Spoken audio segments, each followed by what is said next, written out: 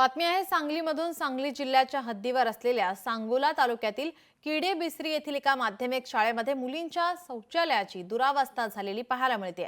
त्यामुळे शाळेतील मुलींची कुचंबना होत आहे असा आरोप स्थानिक पालकांनी केलेला आहे. दरम्यान शाळेमध्ये सीसीटीव्ही कॅमेरे बसवण्यात यावेत, अन्यथा शाळा व्यवस्थापनाविरोधात तीव्र आंदोलन केले जाईल असा इशारा पालकांनी दिला आहे.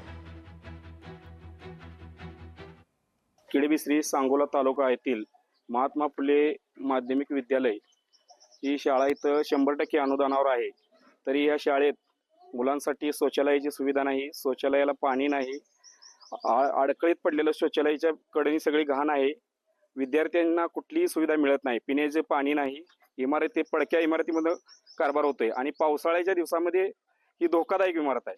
शाळेला क्रीडांगण नाही. शिक्षण अधिकाऱ्यांनी जर कारवाई नाही केली तर मी पुणे महासंचालकाला पत्र देऊन तिथून परत शिक्षण मंत्री दादासाहेब भुसे यांच्या पर्यंत जाणार आहे. ही शाळा बंद करून नवीन बांधकाम करत तर यात मुलांना यात बसवू नये असं माझी नम्र विनंती आहे. संस्थेची इमारत नसल्यामुळं आमची शाळा गेली 35 वर्ष आहे या इमारतीत भरते. संस्थेची इमारत शासनाने आपल्याला दिली नाही का?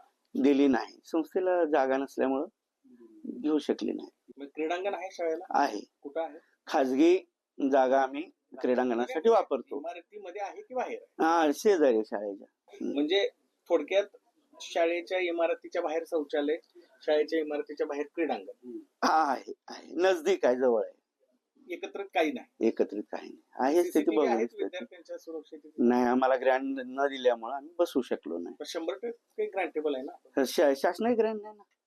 शासनाचं येत नाही तर अनुदान नाही. कल्याणच्या घटनेनंतर शासनाने कंपल्सरी सीसीटीव्ही केलेलं आहे. आम्ही हे कोटेशन वगैरे काढले,